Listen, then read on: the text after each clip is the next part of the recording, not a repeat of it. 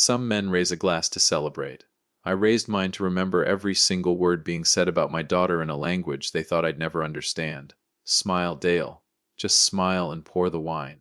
That's what I kept telling myself at that table at Harrow and Vine in Charlottesville, the restaurant off Ivy Road I'd booked 3 weeks in advance because it had the kind of view. Rolling hills, split rail fences, horses grazing behind glass. That says we belong here without anybody having to say it out loud. I wanted Marco's parents to feel welcome. I wanted them to feel like Albemarle County wasn't some flyover nothing between DC and nowhere. I wanted more than anything for my daughter Casey to look around that table and see her whole world sitting in one room, getting along. I didn't get that. I got something else, and it started with a wine list. Dale, is this the Cabernet you selected? Vittorio asked, holding the bottle like it had personally wronged him. His accent made every word sound like a verdict. In Tuscany, we would not serve this with the lamb. It's Virginia wine, actually, I said. Local vineyard about 20 minutes from here. Vittorio set the bottle down like it had a smell. Ah, how resourceful. Bianca smiled at me the way you'd smile at a child who just showed you a crayon drawing. And what is it you do again, Dale? Construction, I said. Construction, she repeated, like it was something you'd need to wash off your hands before dinner. Contracting, I said. I build things, mostly custom homes now. How practical, Bianca said, and turned back to her wine. Practical. Like I'd told her I collect bottle caps. I let it go. Casey was laughing at something Marco said, her hand in his. And that right there was worth every backhanded compliment these two could throw at me over a plate of braised lamb. I've been broke. I slept in my truck between jobs when I was 23 and too proud to call my own father for help. I know how to eat condescension with a smile. You do it for the people you love. What I didn't expect was for them to think I couldn't hear the real thing. Here's what nobody in that restaurant knew about me. Not Marco, not his parents, not even Casey, not really. Before I started my contracting business, I spent 4 years working construction and infrastructure jobs overseas in my 20s. Milan mostly, some time outside Bologna. I didn't go to some fancy language school. I learned the way you learn anything worth knowing, by getting yelled at by a foreman until you understood every word of it. I came home fluent, and then I came home quiet about it, because nobody at a job site in Albemarle County cares if you can conjugate a verb. It never came up. It never mattered. Until it did. About halfway through the meal, Vittorio leaned toward Bianca and said something low in Italian, with a small laugh at the end of it.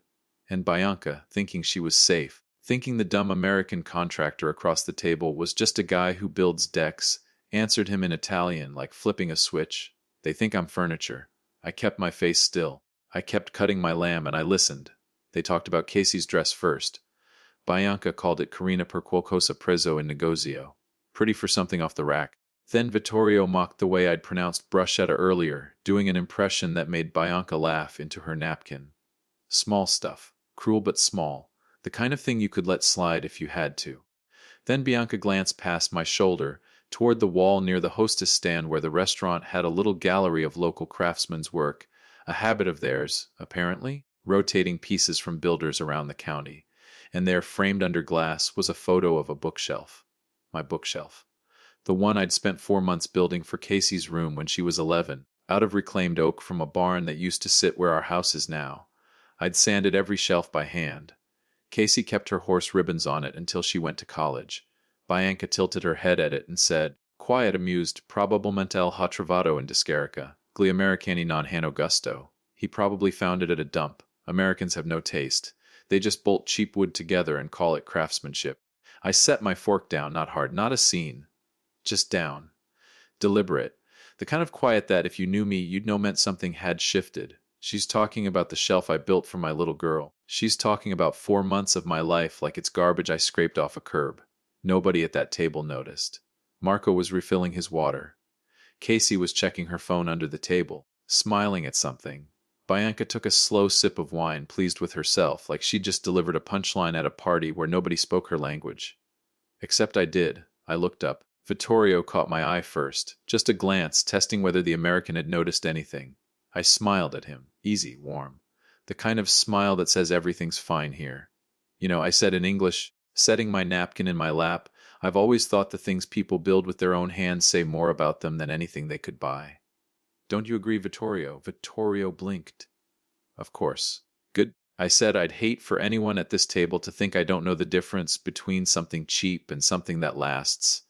I let that sit there for exactly 2 seconds. Long enough. Not too long. You have no idea what you just said in front of me. And I'm not going to tell you. Not yet. That should have been the worst of it. It wasn't. 20 minutes later, dessert plates cleared. Bianca leaned toward Marco. Not Vittorio this time. Marco, her own son, and asked casual, like she was asking about the weather. I documenti sono pronti. Marco nodded, barely looking up from his espresso. Quasi. La prossima settimana, credo. I kept my face exactly where it was. Pleasant, interested in nothing but my coffee. What papers, ready for what? I didn't get the rest of it right then. That came later in pieces over the next few days, the way these things do. But I got enough. I got a name, Fiduci Trust. And I got a phrase from Vittorio that turned my stomach in a way Bianca's comment about the bookshelf never could. Il padre è così disperato di approvazione. The father is so desperate for approval. It's pathetic. And then Marco, my daughter's fiancé, the man who'd asked me for my blessing 4 months ago with tears actually in his eyes, or so I thought, chuckled. Actually chuckled and said, Chi per questo ci funziona. Viol cosa tanta ci che si sia felice ci fermereb qualsiasi cosa. Tilo detto è prevedible. That's why it works. He wants Casey to be happy so badly he'll sign anything. I told you he's predictable. Then he turned right on cue like flipping a switch back to English and took Casey's hand across the table. You having a good time, babe? He asked her, that same warm, doting look on his face he'd had since day one. The best, Casey said, and leaned over to kiss his cheek. He's not marrying my daughter. He's performing marrying my daughter. And I just watched the rehearsal. I sat there with my coffee going cold in front of me, watching the man my little girl was about to build a life with hold her hand with the same hand he just used to call her father predictable. And worse, to call her a means to an end I still didn't fully understand yet. I wanted to stand up. Every part of me wanted to stand up right then, throw that napkin on the table, and ask Vittorio in his own language exactly what papers he was so eager to have ready. Don't. Not yet. Not here. Because here's the thing about being a father, something you learn the hard way. If you blow up in a restaurant over something your daughter can't even hear, you're not the hero of that story. You're just the jealous, controlling dad who ruined her engagement dinner. Casey would defend Marco. She'd apologize to his parents on my behalf. And I would have handed them exactly what they wanted, a reason to paint me as the unreasonable one before this thing had even started. So I smiled. I paid the check, cash tipped the whole nine. And I walked my daughter and her fiance's parents out to the valet. And I shook Vittorio's hand and told Bianca the evening had been wonderful. And I meant every word of it, in a way she'll never understand until it's far too late for her to do anything about it.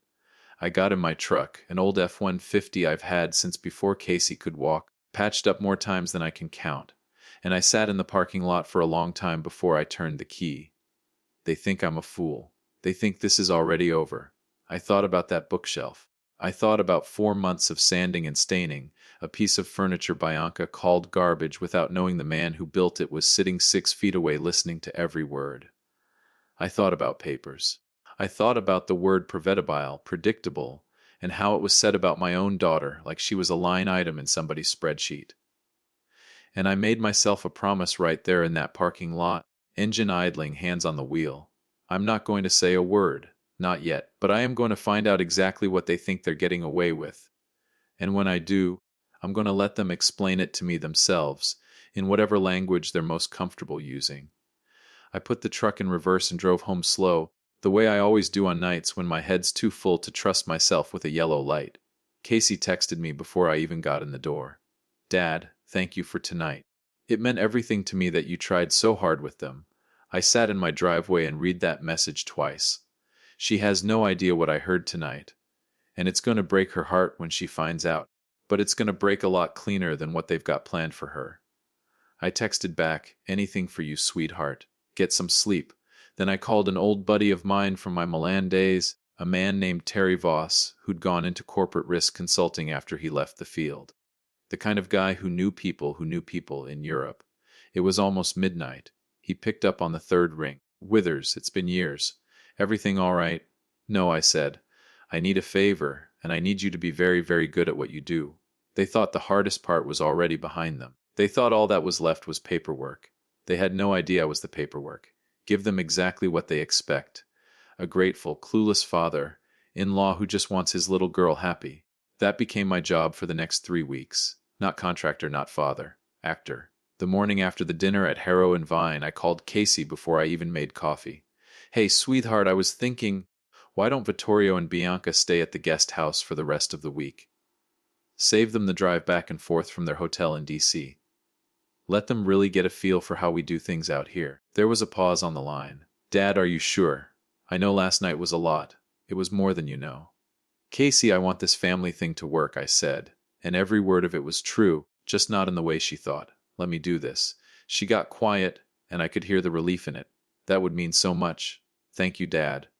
I hung up and stood in my kitchen for a second, looking out at the guest house across the yard, the one I'd built with my own 2 hands the same summer I built that bookshelf, back when Casey was still small enough to hand me nails from a coffee can and call it helping.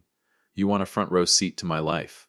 Fine, come on in. Just remember, I can hear you from every room in this house, in every language you've got. Vittorio and Bianca moved into the guest house that Thursday. Marco stayed at Casey's place in town, which was its own kind of relief. One less performance to manage under my own roof. For the better part of a week, I played my part like I'd been rehearsing for it my whole life. I asked Bianca about her garden back in Umbria. I let Vittorio correct my grilling technique on a Sunday cookout, Virginia-style pulled pork, hickory smoke rolling off my old offset smoker in the backyard, and Vittorio standing there with a glass of wine, telling me the meat would be better with a proper marinade. I nodded. I smiled. I said I'll have to try that sometime, while internally cataloging every syllable that came out of his mouth like evidence. Because it was evidence. I just wasn't filing it in a courtroom yet. You want to underestimate me? Good. That's the only weapon I need. Thursday night, after Vittorio and Bianca turned in early, jet lag, they claimed, though I had a hunch it was something else keeping them tired, I sat in my truck in the driveway with my phone and called Terry Voss back. Talk to me, I said. What'd you find? Terry didn't waste time on pleasantries. Never did. Dale, I've been doing this a long time. This one's ugly. Vittorio Fiduci's company, the import business he keeps bragging about. It's a shell. Barely operational. Filed for what's basically the Italian equivalent of a restructuring 2 years ago and never recovered. There's tax liens stacked on the family estate outside Perugia going back 3 years. We're talking real numbers, Dale. Numbers that don't get fixed by selling off a wine cellar. I sat there gripping the wheel, staring at the dark windows of my own guest house like I could see through the walls. And Marco, I asked. Terry exhaled, and that told me before he even said it. Marco's got an active civil suit against him back in Italy. Failed business venture, some kind of import-export scheme that went south 2 years ago. Took a handful of investors down with it. Nothing criminal, but it's not nothing either. And Dale, he never mentioned any of this to your daughter, never. Not one word. No, I said, not one word. There's more, Terry said. You mentioned they've been talking about some kind of trust arrangement, postnuptial. They're calling it estate planning. I'd bet my house it's not estate planning, Terry said. Sounds a lot more like a lifeline. If they can get access to your commercial land through a joint trust, especially anything structured offshore, that's liquidity. That's collateral. That's a way to keep the whole thing from collapsing without anyone back home ever knowing how bad it got. I sat in the dark for a long moment after we hung up, letting it all settle. They didn't fly 4,000 miles to welcome me into their family. They flew 4,000 miles because I own something they need. I thought about Casey's face at that dinner. The way she'd looked at Marco like he hung the moon. The way she'd texted me that night. Thank you for trying so hard with them. Thinking her father was the one who needed to prove himself. She has no idea she's the one being auditioned. And she has no idea for what. I didn't sleep much that night. The opportunity came that Sunday. I invited them to brunch on the back porch. Virginia ham, biscuits, and a fine dark roast I knew Vittorio couldn't criticize. Dale, Vittorio began, setting his coffee down and adopting his smooth, practiced charm. Marco tells us you own substantial commercial acreage near the highway. In Italy, family wealth is consolidated. We are preparing a joint family trust draft through our estate attorneys, something to protect Casey and Marco long term. We'd like to review it with you before the wedding. He didn't hand me a pen. He was probing, testing if the dumb contractor would bite before paying his lawyers to finalize the paperwork. Family to family, Bianca added softly. It's how we protect our children. That sounds real generous, I said, scratching my jaw like a man trying hard to grasp a big concept. I build houses, Bianca. I don't know much about fancy trusts. Why don't you have your people send the draft directly to me? I'll review it. I watched the subtle glint of triumph in Vittorio's eyes. He thought he'd baited the hook, and I was swimming right into the net. That night I sat alone in my study with that folder spread out across my desk, reading line after line of language that might as well have been in Italian for how little sense it made to me. Terms like irrevocable trust structure, terms like beneficial interest transfer. My eyes kept sliding off the page. I built a house with my own two hands. I can read a blueprint upside down in the rain. I cannot make heads or tails of this. I almost didn't call. 20-some years of handling my own business, my own contracts, my own bad breaks. There's a pride in that, a stubbornness, and it doesn't like admitting when it's out past its depth. But I thought about Casey. I thought about her signing something like this one day, with a smile on her face, thinking it was a wedding gift. I picked up the phone at 10 p.m. and called Roger Callahan, my attorney, a guy I'd used for every land deal and contract dispute since I started my business 15 years ago. Roger, it's Dale. Sorry for the hour. Dale Withers calling after 9. This can't be good, Roger said, and I could hear him settling into a chair on the other end. What's going on? I can't make heads or tails of this offshore trust nonsense, I said, and I read him 3 lines straight off the page, slow so he could follow. There was a long pause on his end, long enough that my stomach dropped before he even said a word. Dale, Roger said, his voice dropping into that flat, deadpan tone he uses when someone's trying to commit a felony. This isn't a prenup and it's not a family gift. It's an offshore cross-collateralization agreement. I gripped the phone tighter. Explain that in carpenter terms, Roger. They've structured this trust so that your commercial property acts as the primary loan guarantor for Vittorio's European entity, Roger explained. If his business defaults, which Terry's research proves it's about to, the offshore lenders have an immediate, unappealable lien against your land. You aren't giving Casey a trust fund, Dale. You're signing a confession that makes your life's work pay off their foreign debts. I sat back in my chair. There it is. I'm going to need you to send me everything you have, Roger said. Every document, tonight if you can. You'll have it in 10 minutes, I said. I hung up the phone and sat there in the quiet of my study, and something in my chest went very, very still. They weren't trying to marry into my family. They were trying to buy it, and they were going to use my own daughter's wedding day to do it. I thought about the bookshelf again. I thought about he's predictable, and the father is so desperate for approval, and every single small cruelty they'd let slip in a language they thought was a locked door. You didn't outsmart me. You just underestimated the wrong father. I didn't feel angry anymore. Not the hot kind of angry anyway. What settled into me that night was colder than that. Steadier. I'm not a mastermind. I'm just a man who knows when to ask for help, and I've got help now. The next morning, I found Vittorio on the back porch with his coffee. Same spot as always, looking out over my property like a man surveying land he already considered half his. Not yet, Vittorio. Not ever, actually. But you don't know that yet. Morning, I said, sitting down across from him. I read through that folder last night. He set his cup down, attentive now, that same practiced warmth sliding onto his face. And honestly, it's a lot, I said, running a hand through my hair like a man genuinely overwhelmed. This sounds wonderful for Casey. I really do believe that. But I want to do this right. Let me have my family attorney draft a clean, updated master contract, something simple, something everyone can understand. And we sign it together, all of us, at the rehearsal dinner, in front of the whole family. I watched it land on his face. The flicker of surprise quickly smoothed over into something like delight. That's a wonderful idea, Dale, Vittorio said. And I'd have believed every word of it if I hadn't heard what I'd heard a week before. A signing in front of everyone. Very meaningful. You have no idea how meaningful. Bianca came out onto the porch just then, drawn by the warmth in her husband's voice. And when Vittorio told her the plan, she actually clasped her hands together. "Oh, Dale," she said, "This means so much to us." "It means a lot to me too," I said, and that part at least was true. They believed it. I could see it in both their faces, the quiet, private triumph of two people who thought they'd successfully played the fool into signing away his own future. I could practically hear the math running behind Vittorio's eyes. Days now. Just days, and the estate is saved. And nobody back home ever needs to know how close it came. Let them believe that. Let them pour themselves another glass of my wine and toast to it tonight. It's the last thing they're going to get to celebrate at my expense. The days between that porch conversation and the rehearsal dinner moved slow and fast all at once. slow in the way waiting always is, fast in the way a countdown feels once you know exactly what's coming. Roger worked with me every evening, building out the real story into something clean and undeniable. The tax liens, the lawsuit, the exact language buried in that trust that would have handed my land to a man across an ocean. Terry sent over documentation, translated, notarized, airtight, and every day I still smiled across the table at Vittorio. Still let Bianca correct the way I said prosciutto.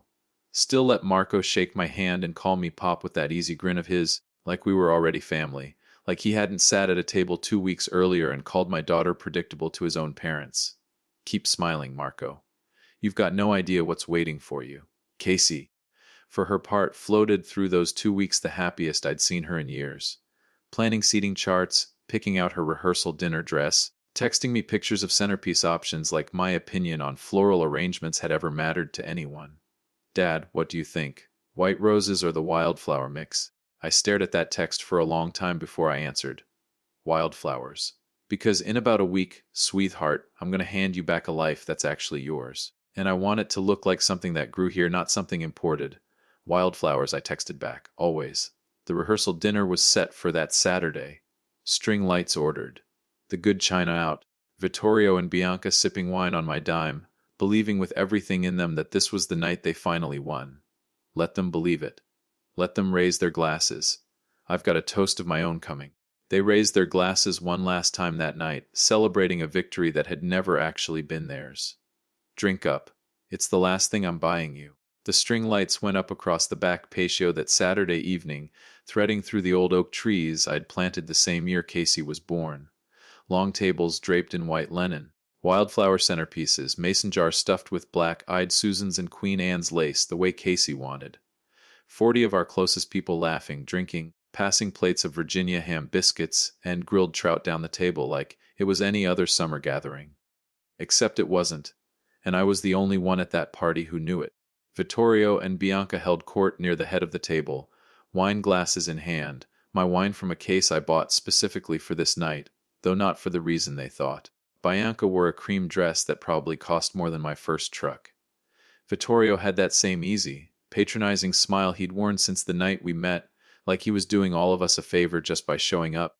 2 more hours, Vittorio, enjoy the view. I caught Bianca leaning toward Marco near the drink table, her voice low, her eyes on me across the yard. I wasn't close enough to hear all of it, not with the band warming up and 40 conversations happening at once. But I didn't need to hear all of it. I'd heard enough of these two by now to fill in the rest, just from the shape of her mouth and the smug little tilt of her chin.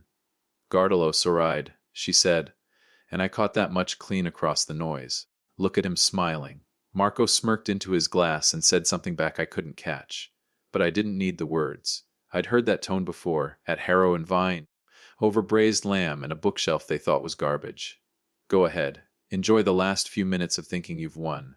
Roger was there too, off to the side in a blazer, nursing a club soda, looking every bit like a family friend, and nothing like the man holding a folder in his car that was about to end two people's entire con.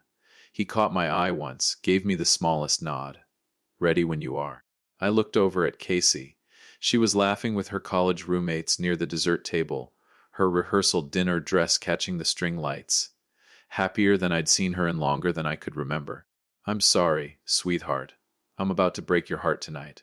But I'd rather break it now than watch them break it slowly for the rest of your life, one lie at a time.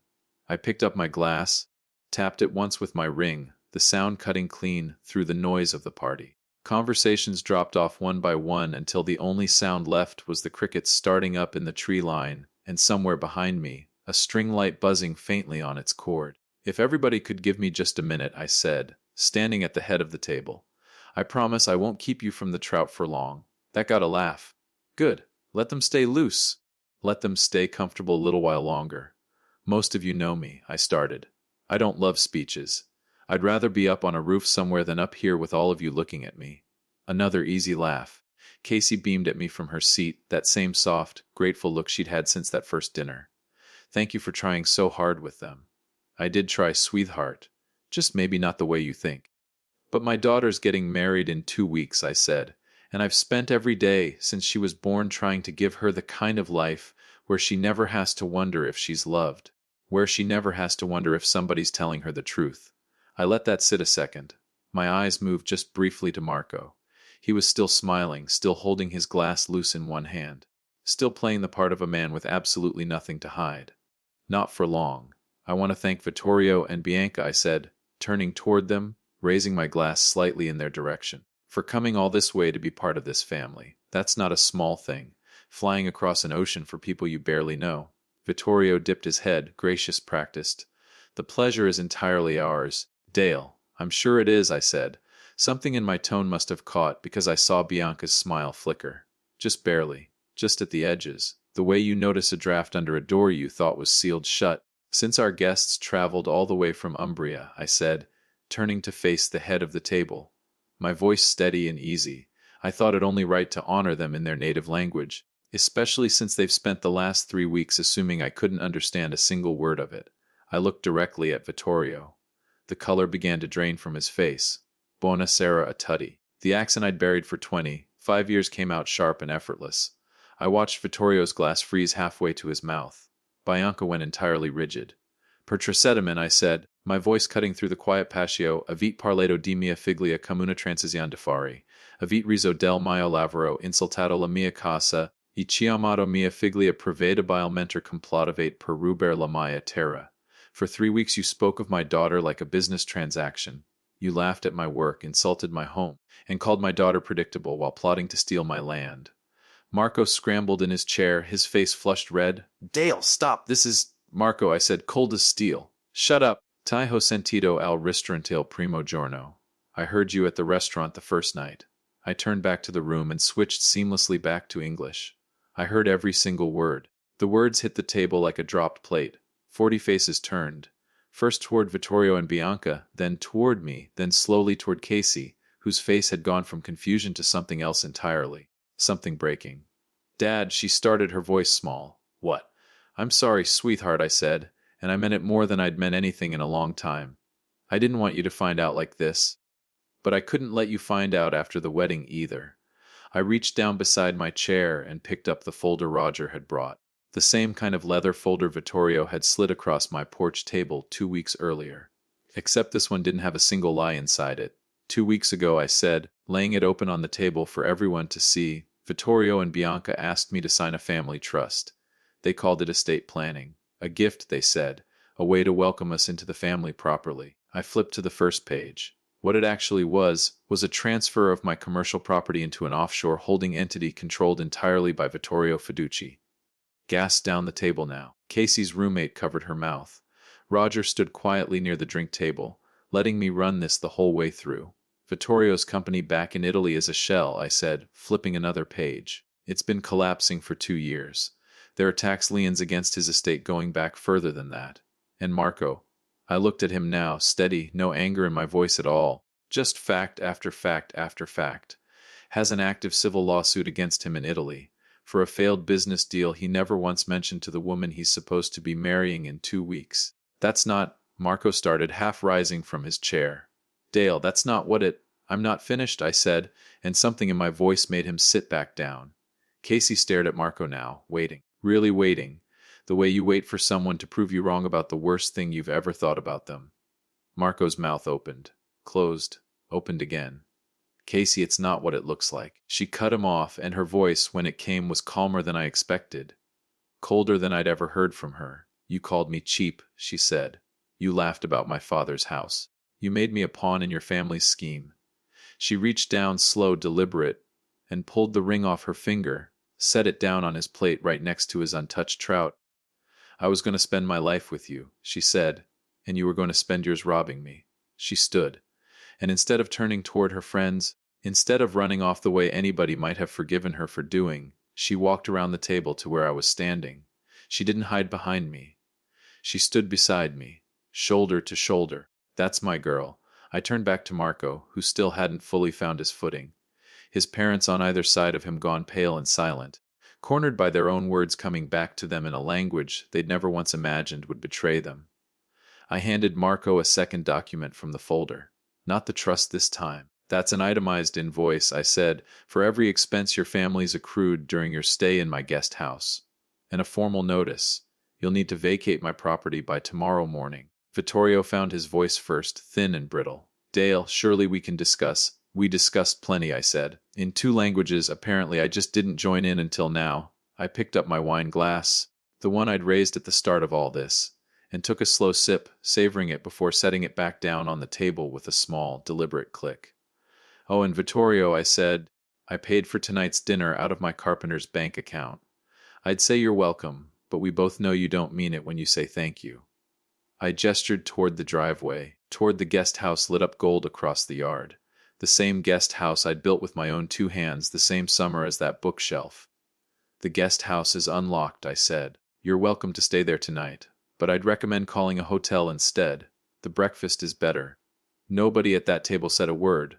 Vittorio's jaw worked like he wanted to argue, wanted to salvage something, anything out of the wreckage, but there was nothing left to salvage. Not with a folder full of documentation sitting open on the table. Not with his own son's words handed back to him in the very language he thought had made him untouchable. I looked down at Casey. She looked up at me, tears standing in her eyes, but her jaw set, steady. You ready? I asked her, quiet, just for her. She nodded. Together we walked away from that table, past the string lights, past the wildflowers in their mason jars, past 40 stunned faces and one folder that had just ended a con 2 people flew 4,000 miles to pull off. Behind us, I heard Bianca's voice crack, high and desperate, calling after us, words I didn't bother turning around to catch in English or Italian. It didn't matter anymore. I'd heard everything I needed to hear from that family the first night, over braised lamb, thinking I couldn't understand a word of it. You were wrong about a lot of things, Vittorio. But you were most wrong about this. Thinking a quiet man with calloused hands wouldn't know exactly what to do with the truth once he had it. Casey slipped her hand into mine as we walked toward the house, the same way she used to when she was small enough to hand me nails from a coffee can and call it helping. Thank you, Dad, she said quietly, for hearing what I couldn't. Always, sweetheart, I said, every single word. Behind us, the string lights kept glowing over an empty toast, and a family that had come across an ocean to take something from us, and left instead with nothing but the sound of their own words, finally understood.